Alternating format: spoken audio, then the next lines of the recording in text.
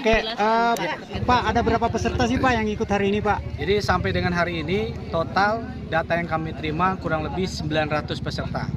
Dari total 1000 tiket yang kita siapkan, 900 kita lepas untuk peserta, 100 itu untuk VIP dan sponsorship juga panitia.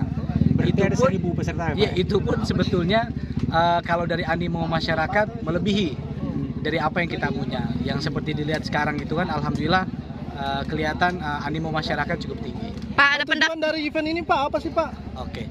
Tujuan dari event ini adalah yang pertama dalam rangka mensosialisasikan keberadaan Balai Pengelola Kereta Api Sulawesi Selatan.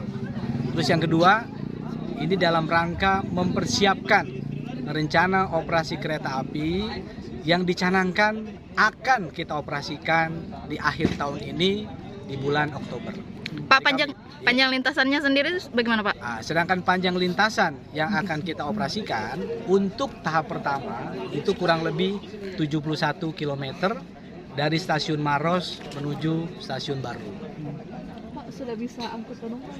Ya, jadi alhamdulillah juga baru-baru ini juga sudah ada kontrak terhadap penyelenggara sarana. Penyelenggara sarana adalah yang bawa kereta apinya. Jadi insya Allah kita canangkan mudah-mudahan semuanya berjalan dengan lancar. Di bulan Oktober ini dapat kita operasikan untuk angkutan penumpang. Pak, terkait railway ini, dan tadi menarik rutenya ini, apa-apa saja Pak yang dilalui? Ya, jadi rutenya memang tidak total 8 kilo itu di jalan rel. Jadi yang 7 kilo itu melintasi mulai dari kantor depo, kantor balai, kemudian juga ke jalan poros, masuk ke jalan rel kurang lebih 1 km. Ini kami lakukan tidak hanya untuk mensosialisasikan rel kereta api itu sendiri, tapi juga menginformasikan kepada masyarakat umum mengenai kondisi pembangunan yang sudah ada di sini, juga persiapan operasi nanti.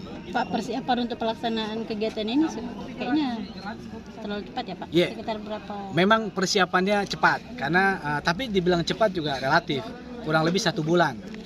Karena memang ini merupakan bagian atau rangkaian kegiatan yang akan kita persiapkan dalam rangka mendukung pengoperasian nanti di bulan Oktober.